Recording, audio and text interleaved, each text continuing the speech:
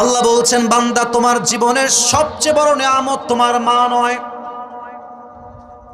তোমার জীবনের সবচেয়ে বড় নিয়ামত তোমার বাবা নয়, তোমার জীবনের সবচেয়ে বড় নিয়ামত তোমার চোখ নয়, তোমার জীবনের সবচেয়ে বড় নিয়ামত তোমার হাত নয়, বাড়ি নয়, গাড়ি নয়, টাকা নয়, অর্থ নয়, সম্পদ নয়।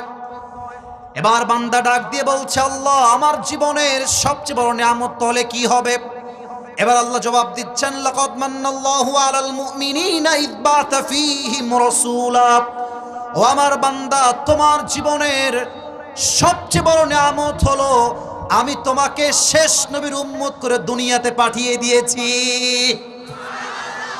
This is the biggest mercy in your life, that I have sent you as a follower of last messenger Muhammad সাল্লাল্লাহু আলাইহি ওয়াসাল্লাম।